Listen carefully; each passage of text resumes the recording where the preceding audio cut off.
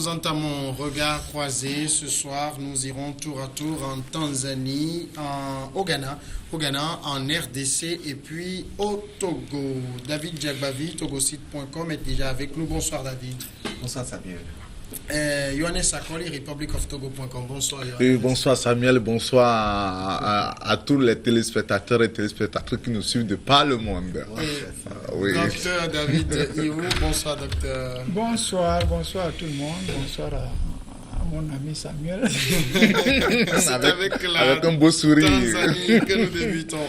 La Tanzanie, des ONG tanzaniennes de défense des droits de l'homme se sont indignées samedi du comportement de policiers restés sourds aux appels à l'aide d'une femme arrêtée alors qu'elle était sur le point d'accoucher et qui a finalement donné naissance au commissariat sans assistance.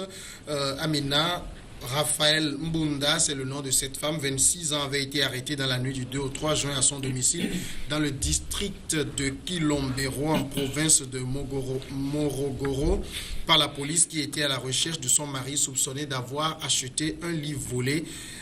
C'est la femme qui a donné le récit. Sur le point d'accoucher, elle a demandé avec insistance d'être amenée dans un centre de santé. En vain, elle a finalement accouché aux petites heures du matin sur la pelouse du commissariat sans assistance médicale. Ce sont, c'est des situations, David, qu'on voit comment que les forces de police qui sont prompts quand même à apporter leur aide aux citoyens en danger, qui réagissent de cette façon-là, ce n'est pas commun. C'est terrible. C'est terrible qu'un drame comme ça se passe dans un commissariat qui est censé protéger la vie des hommes. Aujourd'hui, la vie humaine n'a plus de valeur pour certains Africains. C'est quand même assez extraordinaire. Vous avez vu un peu ce qui s'est passé en France il y a de cela quelques semaines avec le Guinéen, le jeune Malien, qui a bravé des risques pour aller sauver la vie d'une fille. C'est ça ce qu'on appelle les valeurs humaines. Mais c'est quand même terrible. Ça fait très mal que des policiers soient muets ou soient indifférents face aux cris de cette pauvre femme qui donne la vie. Déjà sur la base de son arrestation, il y a vice de procédure parce que c'est son mari qui aurait été accusé d'avoir volé. On arrête une autre personne pour les faits. Ce qui veut dire que le lit supposé volé par le mari a plus de valeur que cette vie. C'est même pas le lit volé par le mari. Le mari a acheté le lit qui est supposé être un lit volé. Donc ce lit a plus de valeur que la vie. C'est ahurissant. C'est terrible et ça interpelle. Ça choque les consciences. Parce qu'aujourd'hui, qu'on dise qu'au XXIe siècle et qu'en Afrique, on n'ait pas le minimum de moyens pour venir en aide à une femme qui est en train d'accoucher, arrêtée illégalement, illicitement, injustement. Impuniment. Voilà. Et qui donne la vie, qui est en train d'accoucher. Que c'est comme. Est-ce que. Je me dis. Je serais à la place du président de ce pays de la Tanzanie que je mettrais aux arrêts d'abord tous ces commissaires ou tous ces policiers et je les vire de la police parce qu'ils n'ont pas la notion de valeur. La protection de la vie, elle est très chère. Il faut qu'en Afrique, que des consciences se réveillent pour que ces genres de pratiques s'arrêtent. Il est inconcevable qu'une scène pareille se passe dans un commissariat. En Afrique, en plus, ça choque. Non, oui, je pense que tel que David l'a souligné, les policiers ont tout fait pour que la femme n'accouche pas sur les lits volés qu'aurait acheté son mari. Mais toutefois, je dis que c'est une affaire qui choque les consciences.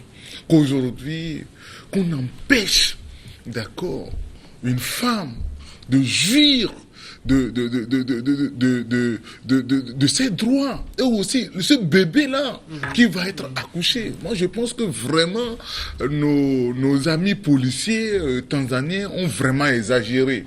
On se demande si eux ils sont pas nés d'une femme, d'accord, au moins ils pouvaient accorder surtout que même, ce n'est même pas la femme qui a exactement. C'est pour ça moi je dis que vraiment c'est une barbarie, une torture que aujourd'hui il faut véritablement condamner avec toutes les énergies et avec vigueur. Donc je crois que le gouvernement quand même tanzanien a été saisi quand même de l'affaire quand les ONG sont montés quand même sur les créneaux et que bon voilà, une enquête est rapidement ouverte et afin de situer vraiment les responsabilités, de punir véritablement les auteurs de cet acte-là. Moi, je souhaite vivement que quand la punition, les sanctions vont tomber, il faut que véritablement que l'information soit également portée pour que cela renvoie un signal à tous les pays africains, à tous les soldats policiers africains qui peut-être demain auraient aussi tenté de commettre les mêmes actes dans d'autres commissariats. Il faut que véritablement ils soient bien tollés afin que les prochaines fois ces gens d'actes ne se reproduisent plus sur notre continent. Vraiment, c'est très avilissant pour nous en tant qu'Africains. Docteur, au-delà de tout, cette affaire révèle que les commissariats de police sur le continent sont des lieux de non-droit finalement. Oui, c'est des lieux de non-droit, c'est parce que les politiciens, que ce soit du pouvoir ou de l'opposition, ne jouent pas leur rôle. David a dit tout à l'heure, ce n'est pas au président de la République de donner une enquête. La justice est indépendante. Normalement, les députés de l'Assemblée nationale, qu'ils soient de l'opposition ou du pouvoir, devaient interpeller le ministre qui est chargé de la Oui, ça a été fait. Le ministre de la Santé a été interpellé. Il a dit que le gouvernement est au courant et qu'une enquête a été ouverte. Oui, ce n'est pas histoire de gouvernement est au courant. Moi, si j'étais le mari, j'aurais porté plainte. Et si j'étais la femme... Déjà que lui, il est recherché. Oui, non, il est recherché seulement pour recel. Hein. Il est recherché pour recel. Oui. Pas... Et si vous mettez ma femme qui accouche dans un... Comme si c'était l'homme, même si je suis recherché pour recel, entre la valeur d'un lit et la valeur d'un bébé, moi j'aurais porté plainte. Si j'étais la dame aussi, je porte plainte. Je réclame peut-être 500 millions de francs. Ah si. Quand on aura des procès, 2 ou 3 procès comme ça, les gens ne vont plus recommencer. Et si la justice était correcte, la dame porte plainte pour avoir accouché dans des conditions où il n'aurait plus son enfant. Elle réclame, je ne sais pas, 200 millions, 300 millions de francs CFA. Le commissariat doit payer par le ministère de l'Intérieur, peut-être par le gouvernement, je ne sais pas qui va payer, mais la justice. Et maintenant, les avocats aussi sont là. Et dans d'autres pays, si c'était aux États-Unis, vous aurez 10 avocats qui se seraient portés partie civile pour défendre cette femme. Voilà. Et chacun va réclamer $1 million. Et vous devez payer, le commissaire doit payer. Les policiers qui ont... Enfin, ça, c'est sûr qu'ils perdent leur job. Hein, bon, ils seront traînés devant la justice. Et deuxièmement, ça, c'est à l'intention de toute la police. Si vous allez arrêter quelqu'un, vous ne le trouvez pas. Vous trouvez sa femme ou son mari, si c'est le mari qui a commis, il n'est dit nulle part que vous devez arrêter la femme ou c'est la femme qui a commis le mari. Vous cherchez celui que vous recherchez. C'est tout. Et là, c'est des fautes quand même graves. Et c'est à ce niveau-là que nos parlements, les députés, même les députés de la région de cette dame-là, ah non, ils devaient faire bouger tout à l'Assemblée. Il ne suffit pas que le ministre de la Santé dise ah bon, on va faire une enquête, tout ça là. Moi, j'incite le mari à porter plainte. Et même la femme a porté plainte parce que si l'enfant a été mort dans le commissariat, oh là là.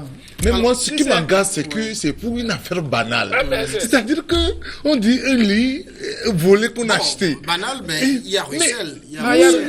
Oui, exactement. Mais quand même, moi, on n'a aucune raison d'arrêter je présume que mais c'est quand même une affaire de niveau primaire.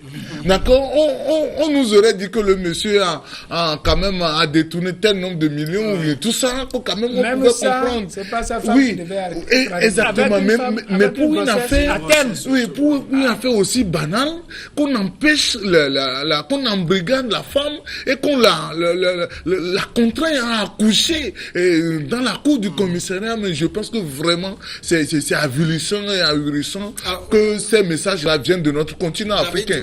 Ces policiers se sont peut-être dit quand la femme demandait à être amenée à l'hôpital parce qu'elle ressentait les douleurs, se sont dit peut-être qu'elle feignait. Est-ce qu'une femme feint de donner naissance, encore une femme enceinte? À terme, certainement. Je pense que Dieu est plus intelligent que ces policiers. Et quand Dieu donne une grossesse, ça veut dire que le moment arrivé, cette grossesse donnera vie.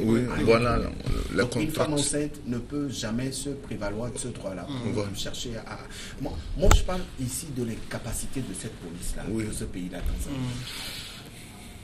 cette police, elle est incapable parce qu'elle n'est pas en mesure, elle n'est pas capable, elle n'a pas pu mettre la main sur le supposé mari. Oui. Donc, en retour maintenant, elle s'en prend à la femme. Et à une femme enceinte en plus. Et c'est à cela que je rejoins un peu la position du docteur. Il faut que les associations de défense des droits de l'homme dans ce pays-là se mobilisent partie civile pour justement défendre les intérêts de cette femme et de cet enfant. Ça, c'est un. De deux, il faut que la police tanzanienne comprenne qu'elle n'est pas au-dessus de la loi. Je pense que quand les sanctions vont sévir, beaucoup comprendront la nécessité de ces sanctions-là. Et en Afrique, on banalise la vie humaine. Pour un rien. Moi, j'étais, pour finir, il y a de cela quelques mois, j'étais à l'aéroport d'Orly, à Paris, en train d'embarquer. Enfin, on était à la salle d'embarquement, et à un moment, un petit garçon de près de 5 ans fait une crise. Il était sur les jambes de sa maman, il fait une crise, il tombe. Il fallait voir comment les sapeurs-pompiers, le service médical de l'aéroport a réagi pour redonner vie à ce petit garçon. C'est fabuleux. C'est ça ce qu'on appelle avoir la conscience professionnelle.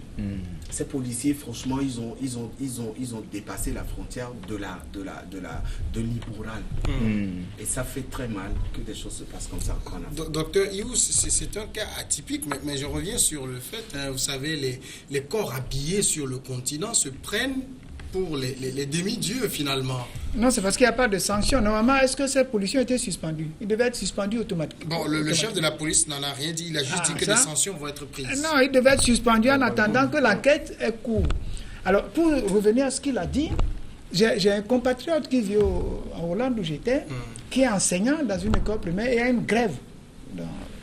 Il y a 2 ans aux Pays-Bas. Il est enseignant dans une école primaire et tous les élèves étaient au stade, comme à Kégué. C'est un Togolais que je connais bien, c'est un ami qui est en Hollande. Et il supervisait ses élèves de sa classe. Chaque instituteur cadrait les élèves de sa classe pour qu'il n'y ait pas de débordement. Docteur, je vous propose de garder le fil de ce témoignage. Nous sonnons juste la courte pause.